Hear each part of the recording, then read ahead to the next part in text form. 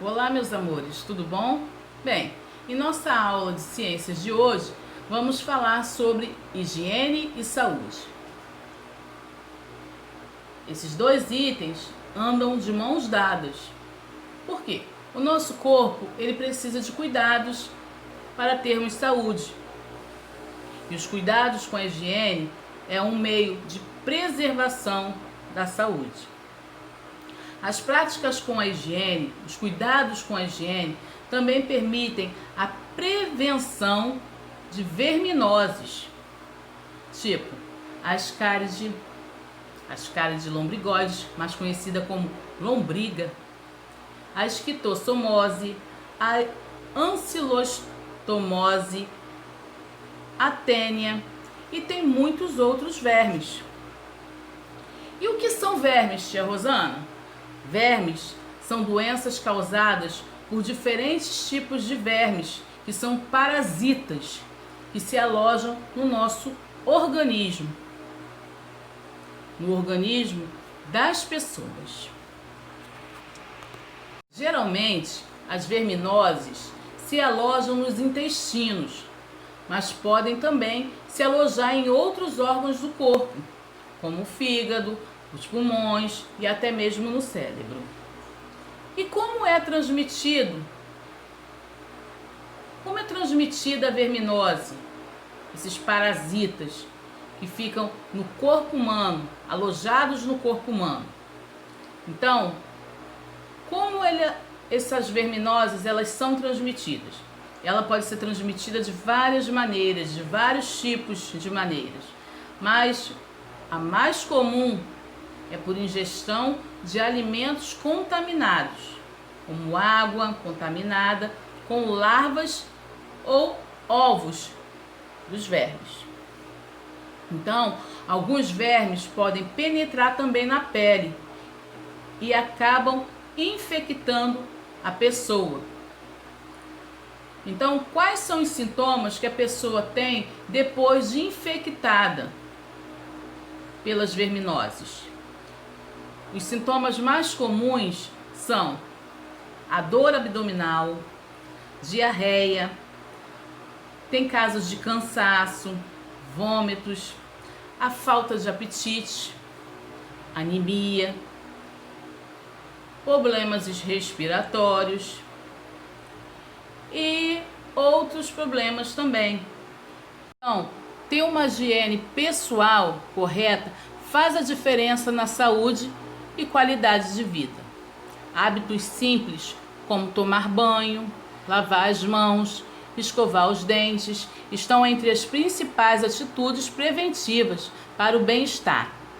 No entanto, a higiene pessoal envolve muitas outras práticas que são simples, mas que devem ser feitas regularmente.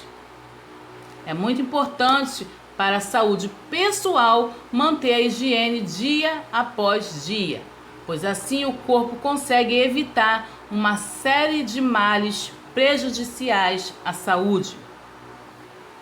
O banho ele é indispensável para a saúde. E a secagem total da pele também é algo muito importante para a prevenção de fungos e micoses, assegurando assim a limpeza profunda do corpo. E as mãos? A higiene das mãos é outro aspecto fundamental e que não deve passar desapercebido. As mãos devem ser lavadas antes e após ir ao banheiro, antes de cozinhar e de ingerir alimentos e após chegar em casa, de atividades na rua. Essa rotina é importante porque as mãos são as partes do corpo mais utilizadas para realizar as diversas atividades diárias. Já foi dito, verminose é uma doença provocada por agentes citados denominados parasitas, que vivem no interior do corpo do hospedeiro, da pessoa. Os principais sintomas relacionados com a verminose são cólicas abdominais, enjoo, mudanças de apetite, falta de disposição, fraqueza, emagrecimento, tontura, vômitos, diarreia com ou sem perda de sangue ou fome constante. Isso são sintomas de pessoas que estão contaminadas com as verminoses. E como elas podem ser transmitidas? A transmissão das verminoses pode ser por alimentos contaminados, como frutas, verduras mal lavadas, água contaminada, carnes cruas ou mal cozidas, mãos sujas, objetos contaminados. Objetos esses, chupetas, brinquedos, copos, pratos, talheres e outros. Menos frequente é a contaminação pela poeira, a lombriga. É através da penetração direta pela pele, pela sola dos pés, como no caso do amarelão e da esquistossomose. Então, aqui no livro de vocês, na página 179, tem como acontece a contaminação pela esquistossomose, tá? Os caramujos são constantes em rios. Então, a esquistossomose, ela é uma doença que a pessoa, né, no caso que o indivíduo, pega dos caramujos, tá? Os caramujos que transmitem essa doença. Então, quando o indivíduo contaminado defeca nas margens, defeca é fazer cocô, tá? Número 2. As larvas do parasita se alojam nele. Os caramujos as liberam nas águas e estas voltam ao corpo de outro ser humano, que defeca nas margens e continua o ciclo da contaminação. A esquistossomose se aloja no intestino e no fígado das pessoas, provocando barriga d'água. Nós temos aqui também a ancilostomose. Nome difícil, né? E olha só. Essa verminose, ela é transmitida às pessoas contaminadas. De que maneira? Ela é própria de locais onde há fossas e esgoto. As pessoas que são contaminadas mostram uma alteração na pigmentação da pele, na cor da pele, tá? E tornando-se pessoas fracas e anêmicas. Elas ficam pálidas e essa palidez se dá o nome de amarelão. As larvas contidas nas fezes penetram pela pele e vão se alojar no intestino. Então, a ancilostomose, ela é própria dos locais onde não há fossas e nem rede de esgoto, onde não existe saneamento básico adequado. Para prevenir-se, é necessário andar calçado e realizar ações de saneamento básico. Então você pode abrir o seu livro depois na página 179 e também na 180, que lá está explicando outros tipos de verminoses e como elas são transmitidas. Então, a transmissão das verminoses, como eu já falei, são através de alimentos contaminados, como frutas, verduras, essas mal lavadas, água contaminada, carne crua ou mal cozida, mãos sujas, objetos contaminados e pela penetração pela sola dos pés, né? Pela pele. As consequências dessas verminoses no organismo, tá? Do ser humano, das pessoas, do indivíduo, a mais comum é a desidratação causada pela diarreia e vômito, que ocorrem na fase aguda da doença. Outras condições também são descritas em consequência às verminoses, a obstrução intestinal, o retardo do desenvolvimento físico, o comprometimento do comportamento na infância e anemia cada vez mais grave. E se você fica anêmico é porque você está com falta de vitamina. Esses parasitas, essas vermes, esses verminoses, elas ficam no organismo do ser humano, do indivíduo, se alimentando de todos os nutrientes e vitaminas do corpo dele, da pessoa. Bom, aqui nós temos as cáries de lombrigoides, tá? A lombriga. Olha aqui. Tudo começa pelas fezes, né? A pessoa contaminada tem ovos da lombriga, né? E os ovos ficam no solo, no chão.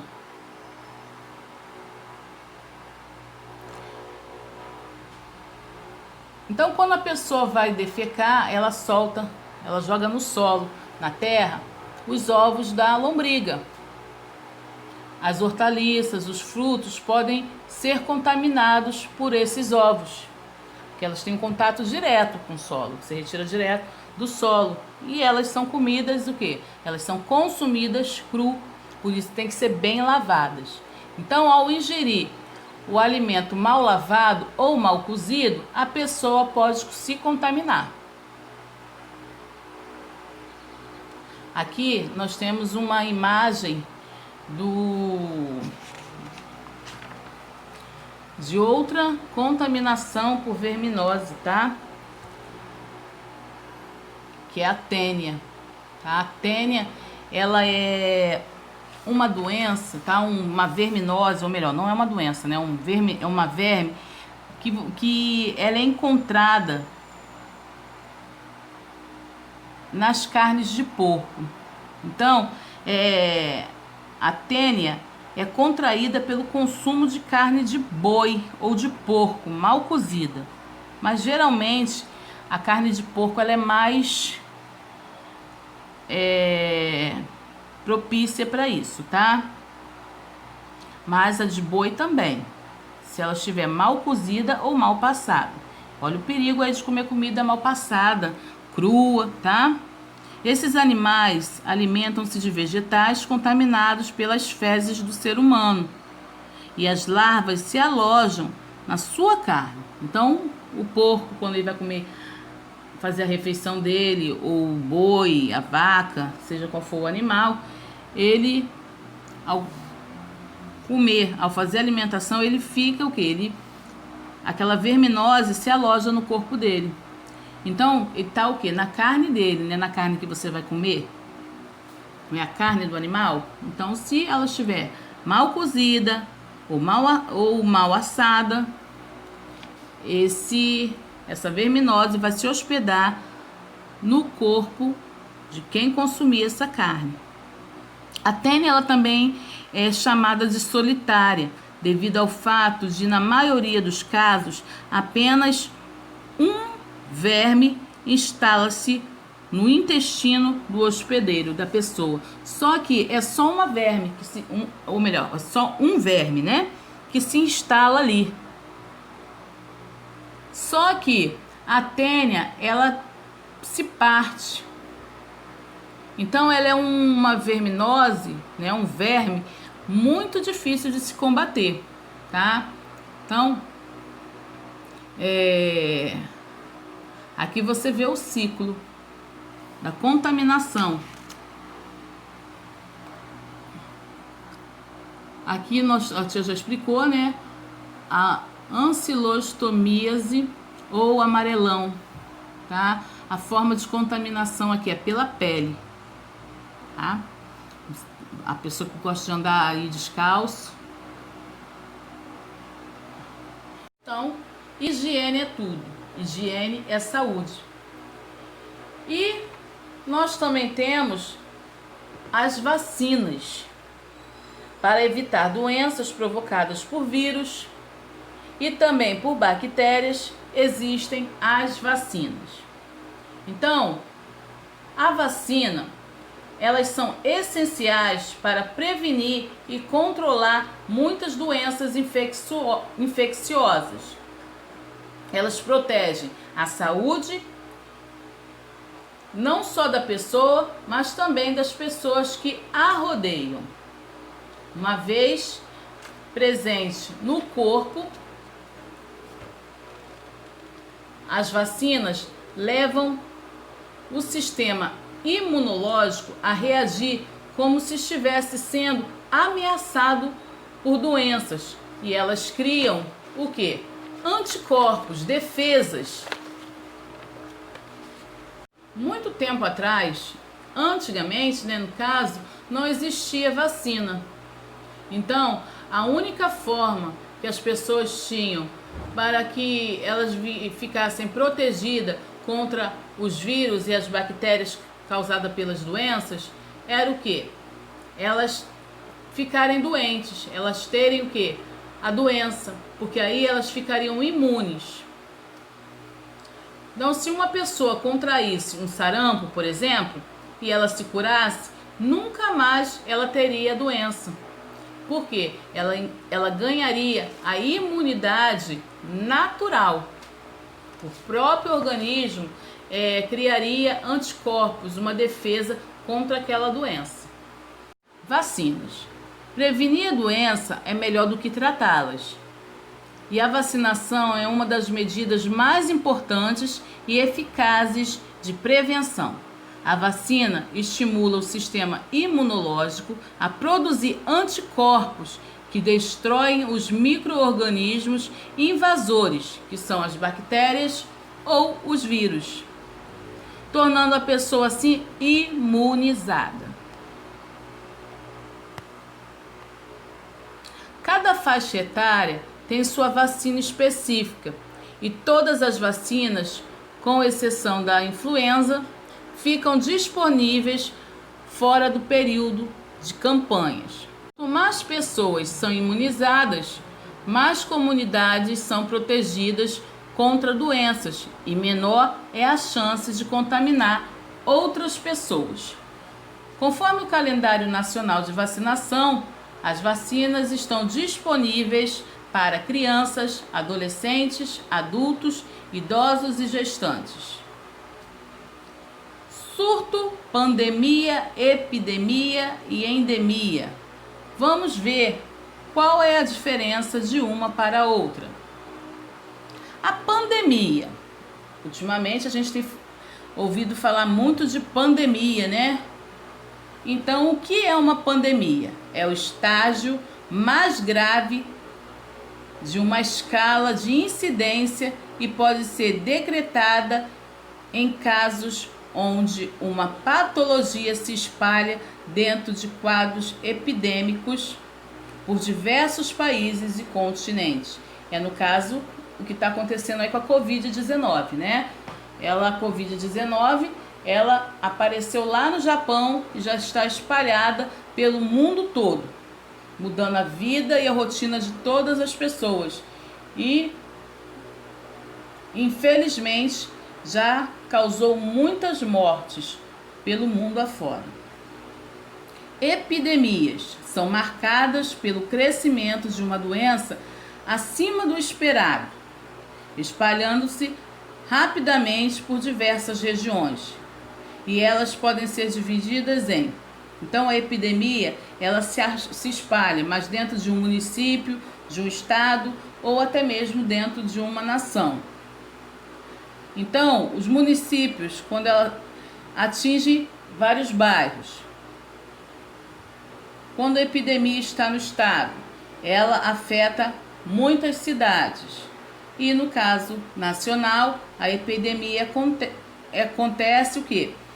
Ela vai chegar em vários e diversos estados e regiões de um país.